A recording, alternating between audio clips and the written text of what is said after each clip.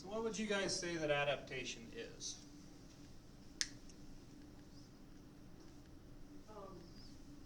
Changing in order to fit your environment better. Kind of, okay? So organisms can change, but they can only, like, let's just say, I'm carrying a bunch of stuff and I really could use a third arm to open up a door when my arms are all full. I can't just grow a third arm, right? Adaptation is basically just very, very similar to natural selection, where traits become prevalent to best survive in an environment.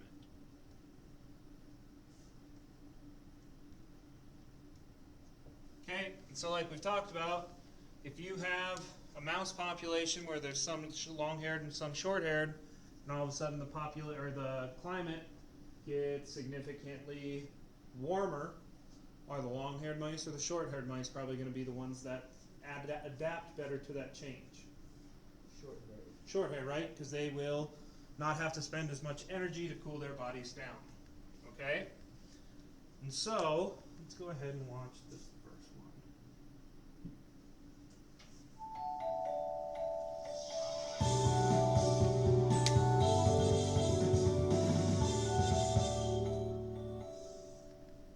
Hopefully by now, you realize that our world is always changing. Landforms change, weather changes, even molecules change.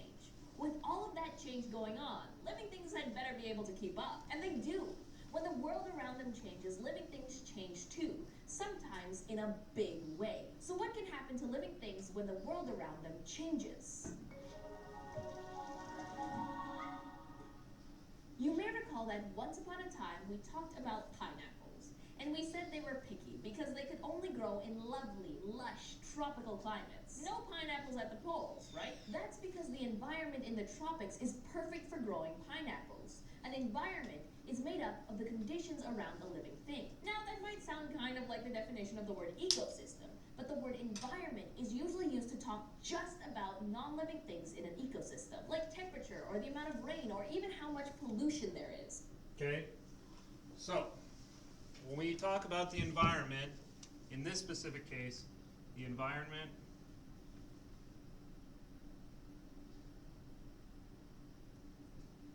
is going to be all non-living factors that determine how organisms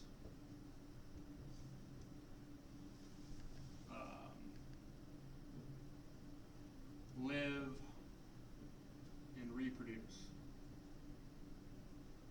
Okay? So while the environment at the poles isn't great for growing pineapples, it suits other living things just fine.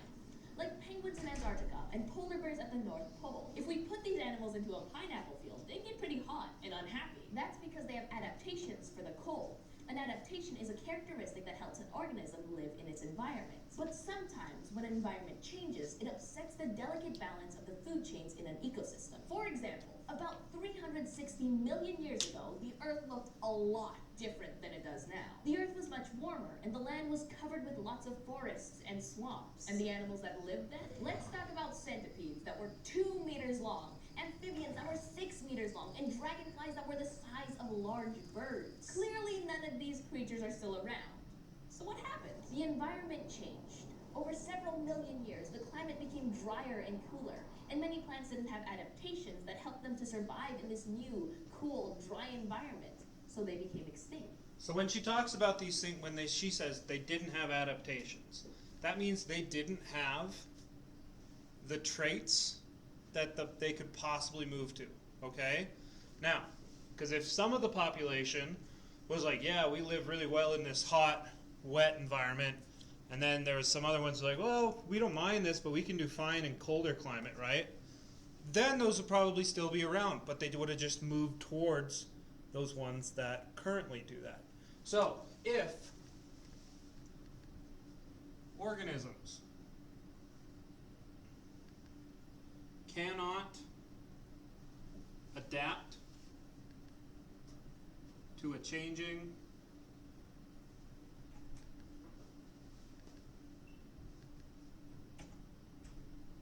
environment,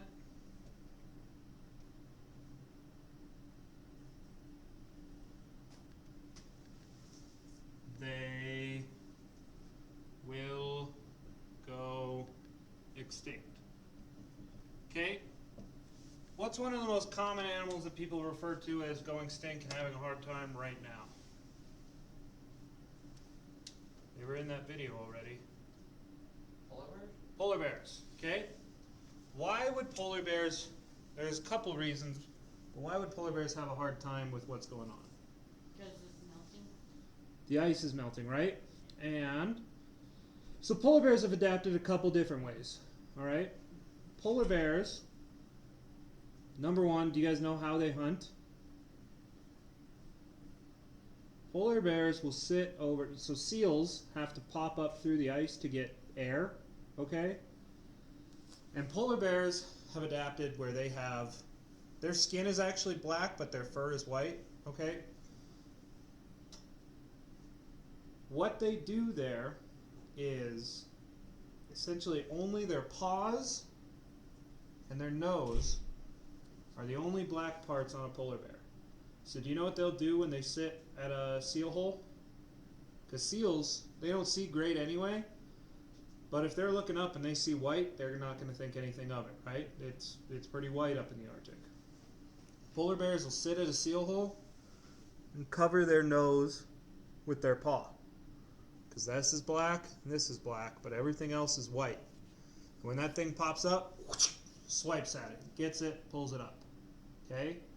If there's not any sea ice, how are they going to hunt? They don't. They don't, right? And also, I mean, they've adapted this white coloration to blend in with the environment. But if they have to go down and start hunting caribou on like the Arctic tundra, you can see those things coming from a mile away. Big white blotches in the middle of the tundra during the summer. You're not going to be doing anything there, right?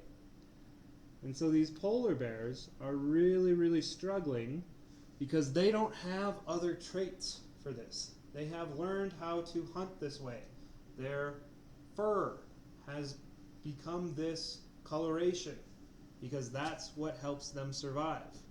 But with a changing environment, if these polar bears cannot find ways to adapt, they're going to become extinct. Now, what's one way? Does anybody know one of the ways the polar bears are kind of staying alive up there? They're not really becoming polar bears so much anymore. You're still going to keep polar bear genetics around, but they've started to move farther and farther south. And what's south up in like Alaska or northern Canada? What kind of bears?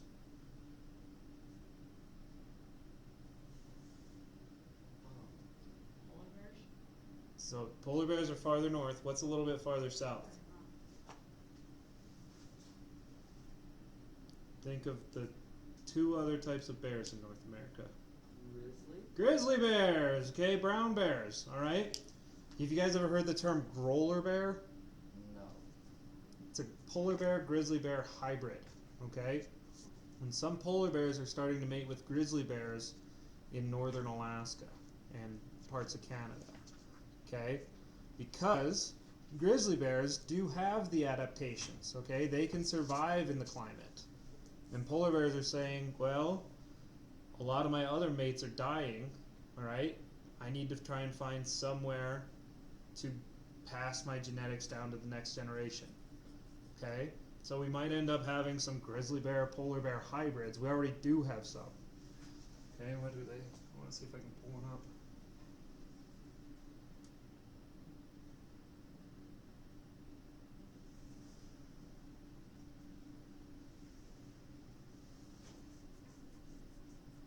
Okay, they kind of have this. Let me see if I can. Yeah.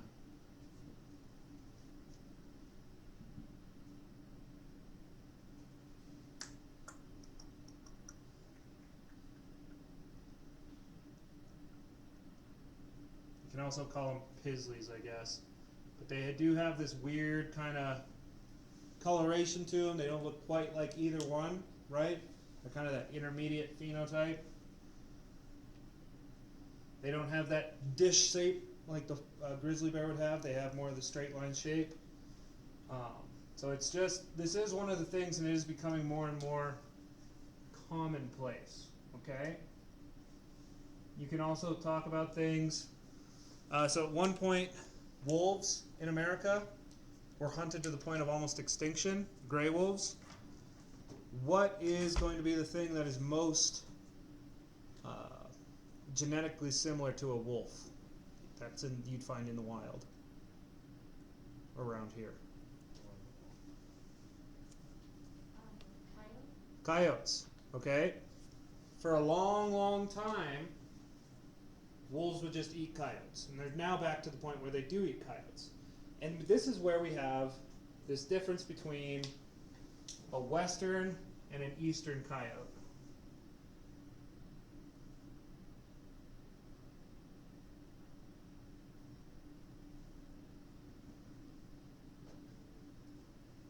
Okay? So, western coyotes, which is the original coyote, is about 20 to 30 pounds, where eastern coyotes are about 50 pounds, okay, like twice as big. And this is because wolves got hunted to a point where they were so hunted that they began to, instead of eat the coyotes, they were like, well, I'm going to use this to pass on my genetics, okay? And you can see this. So you have the male eastern wolf, the male western coyote, all of this. This thing in between is called a coy wolf, okay? And you can also refer to it as an eastern coyote because these formed right around the Great Lakes in Michigan area, all right, and Canada. That's where they first started to really come about, okay? So, when you start running out of your own species to reproduce with, you can reproduce with things that are similar, but it is going to result in hybrids, all right? So, And that was a problem. Plants are at the bottom of the food chain. They make chemical energy through photosynthesis, and they release oxygen. All of those plants made lots and lots of oxygen. There was more oxygen in the Earth's atmosphere then than there is now. Enough to support all of those giant insects. But when the plants became extinct, the animals that depended on all of that oxygen could no longer survive. Ciao, giant insects. And the amphibians and other animals that ate those insects had less food, so they didn't do much better. See ya, giant amphibians. But let's take a look at how adaptations can help a living thing fit into its environment, using another smaller insect. Meet the peppered moth. Cute, right? And it comes in two types, light and dark. As you can probably tell, the dark-colored moths are a lot easier to see when they're resting on trees, and easier to see means more likely to become snacks for birds and other predators. That means the light moths have an adaptation that helps them live in their environment. So if we went through the woods looking for moths, we would expect to catch more dark moths than light ones. Now, what would happen if the environment changed? It did. True story. A couple hundred years ago, people started burning a lot of coal for fuel, and this made a lot of pollution. The pollution coated the trees, turning them dark with soot and dirt. The dark moths now have the adaptation that helped them fit into the environment. They blended in with the trees, which were now dark too. The moths that were lighter, though, not so lucky. In the polluted environment, they couldn't blend in as well, so they got eaten more often than the dark moths. The dark moths that lived reproduced to make more dark moths. The results? After the environment had been polluted for a long time, there were more dark moths than light ones. Fortunately, we've gotten to be a lot smarter about pollution. Over the last 50 years, the environment has changed from more polluted to less polluted, and the trees aren't covered with dark dirt anymore. As you can see in this diagram, the number of light-colored moths is on the rise.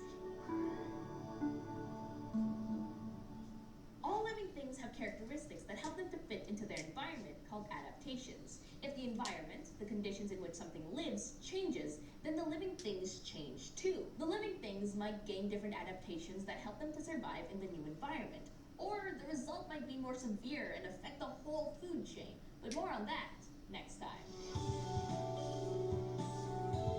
Okay, so basically all she's saying is that, and again, I keep using that example of the long-haired and short-haired mice. Doesn't mean there probably won't be any long-haired mice, right? Just like there weren't there's some black moths and there's some white-colored moths. You're going to have a difference in variation there, all right? So with adaptation, again, it's basically just what am I going to be able to survive best with the parameters that my environment gives me, okay? And so, we're going to be looking at 2 species, all right? Can I erase this? Is anybody still writing this part? Trey, you good? Okay.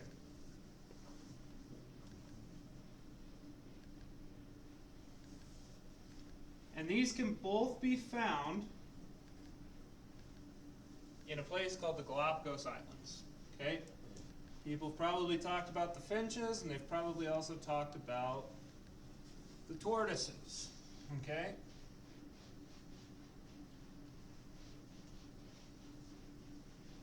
So, let's talk about the finches first. Galapagos finches. Okay, and so you have to understand is the Galapagos, thank you. The Galapagos, just let it be, don't. The Galapagos Islands, okay, are an island chain with 3 main big islands, okay?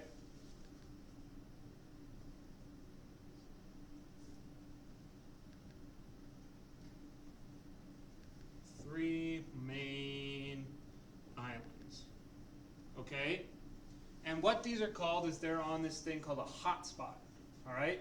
Which means in the middle of this tectonic plate, magma plumes up, okay? So a hotspot creates these, okay? And so the youngest island is going to be this one, okay? And it's currently on the hotspot. And then as the plate moves, okay, because plate tectonics move, did you guys learn about that last year? Yeah. Okay. As this moves, the hotspot stays in the same spot, okay? It's just where magma comes up, but the plate's going to move. And so we've got an older island, and then we're going to have the oldest island. All right? And on all 3 of these islands, you can find, on all 3 islands,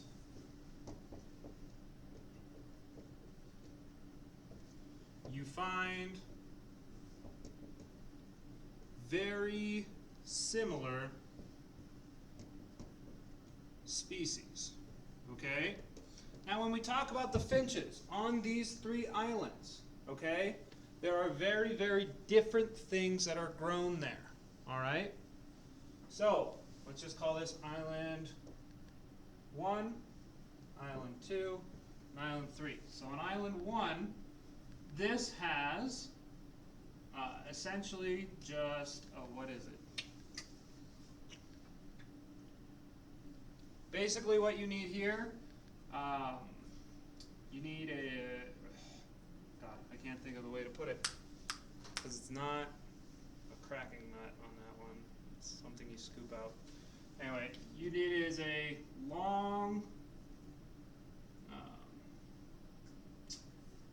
thin, scoopable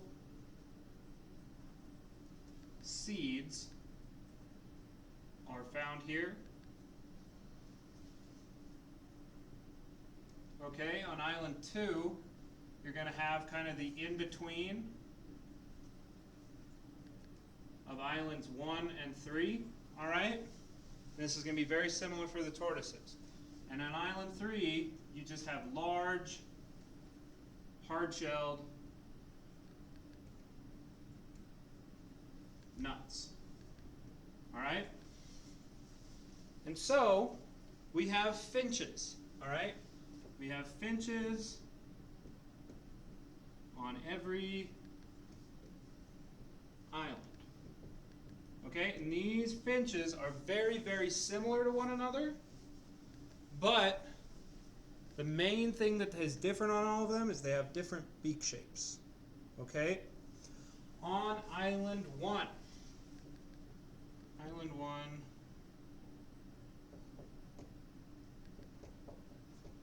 Beak shape. Okay? It is long, slender, and needle-like. Okay? If you were going to draw it, that's probably even.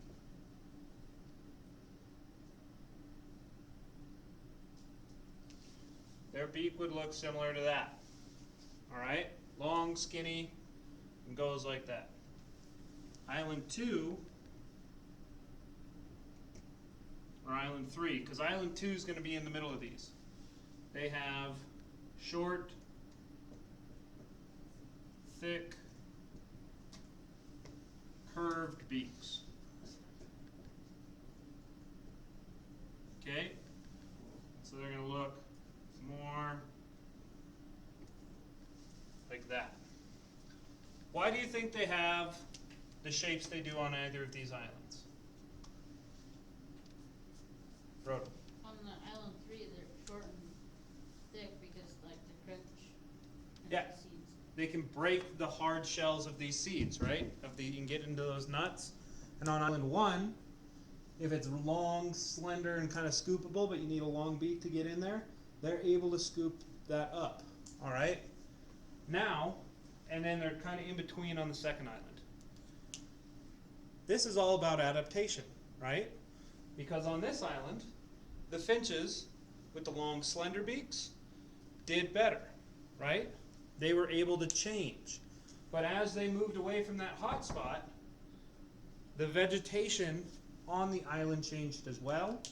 And so if you did not have the adaptation, if you were not able to make the trait for these curved, thicker, shorter beaks, you probably would have gone extinct. But since they had this adaptation, they were able to survive. All right? Do you guys see what I'm talking about there? Okay.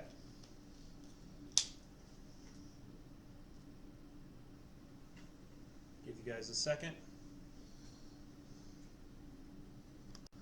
Okay, so the next one we're going to talk about are the tortoises. Again, we got those same similar islands, okay? Galapagos tortoises.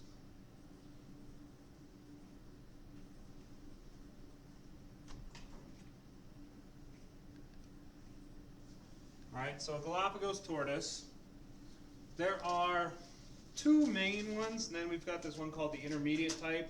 Again, that lives on that second island, where it's just kind of in between these two. Okay? So on island 1, okay, on island 1,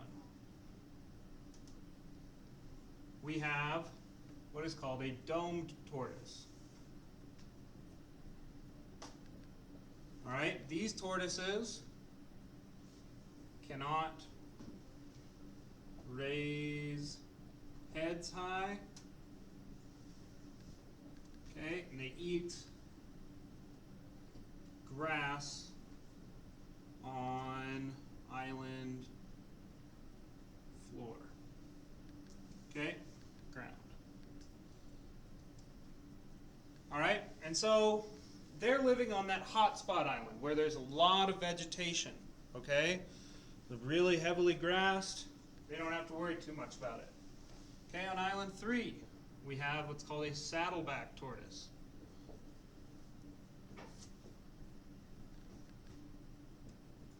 Okay? Now these tortoises have really long necks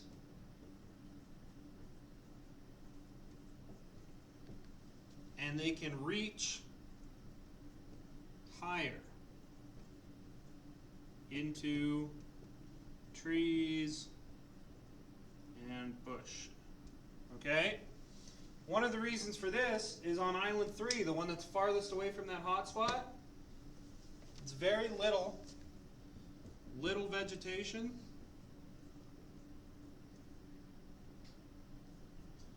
But one of the things they do have here is cactuses, cacti, with fruit on them.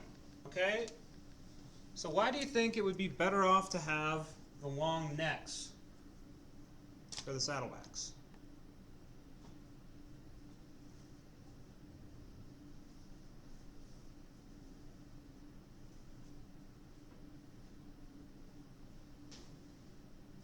Anybody?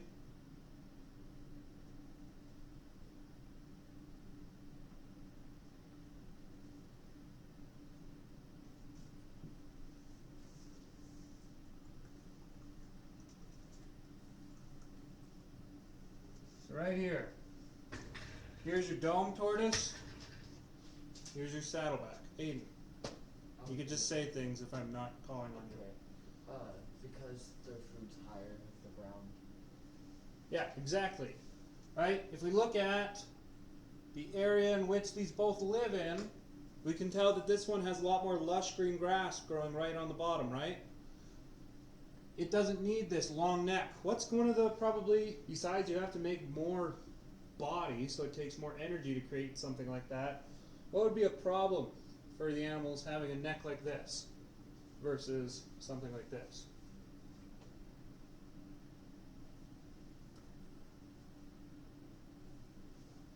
If I'm a predator, what's going to be easier to kill? The long neck one. The long neck one, right? This one's more heavily shelled up. This one, it's got a lot of opening there in the front, right? And so, it pretty much just depends upon what you need. Now, this was an adaptation. On the main island, on island 1, it's so lush they don't have to worry about that. You can have a long neck, you can have a short neck, you probably don't need a long neck, so why have one? On island 3, if you don't have that long neck, you're not eating, you're not reproducing. Okay? Which, we need to talk about this word, fitness. Okay? And so an organism's fitness, when we're talking about this, is its ability to pass genetics from one generation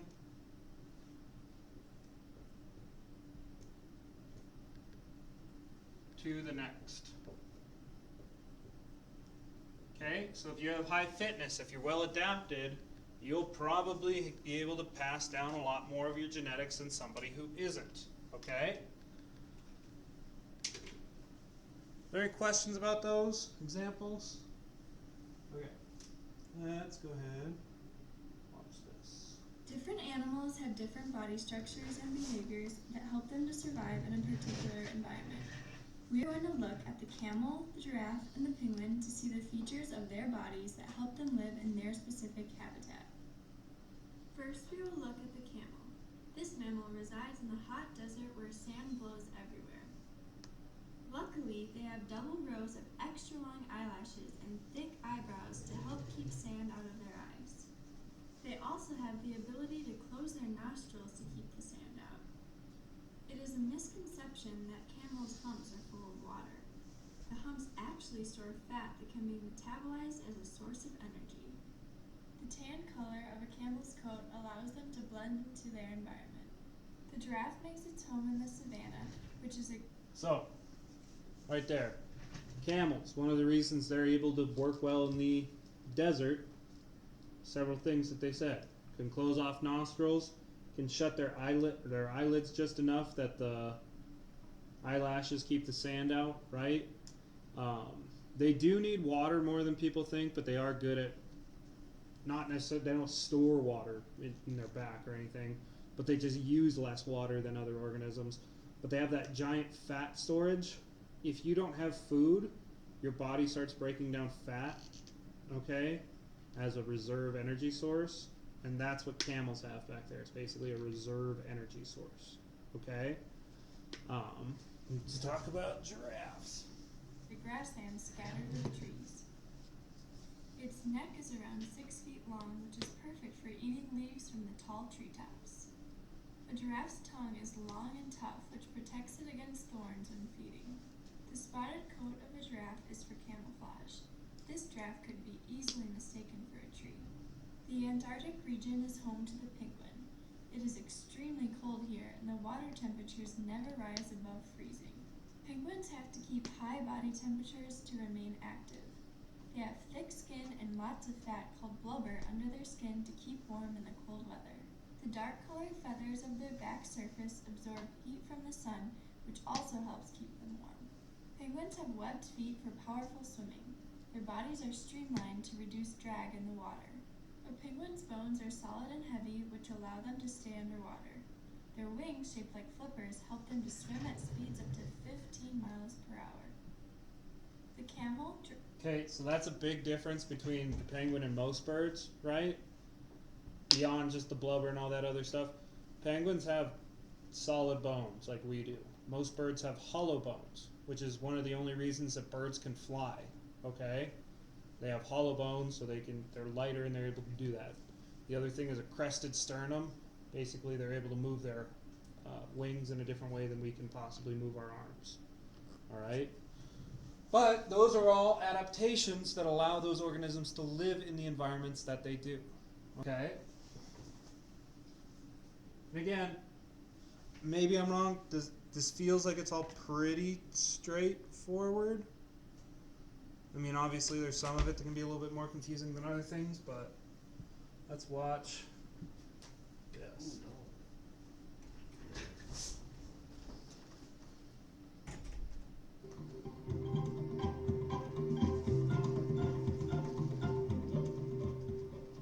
Variation and adaptation are two of the big principles that explain how plants and animals change over time. Variation and adaptation are all around us every day, in nature, in our pets and domestic animals, and even in the food we eat. Let's look at variation first. When animals and plants reproduce, they don't make exact copies of each other. Imagine a litter of puppies from two parent dogs. No two puppies out of the litter are exactly alike. They may have differences in fur color, size, or even other differences we can't see. In fact, every puppy may be different from every other puppy in many small ways. This happens because each puppy gets a slightly different combination of genes from the father and mother. The random mixing of genes is a cause of variation. Variations are passed on to offspring from their parents. That's an important part of the story. No matter who this puppy mates with when she grows up, her puppies will very likely be all white, or at least have some white fur. Fur color is determined by genes. Variations in fur color are therefore passed on from one generation to the next. Our second big idea is adaptation. Some variations make a plant or animal more successful. By successful, I mean able to reproduce and pass on their genes to the next generation. For example, suppose an animal had to hunt for its food in the Arctic, where it's cold, white, and snowy most of the year. Long white fur would be a good thing to have.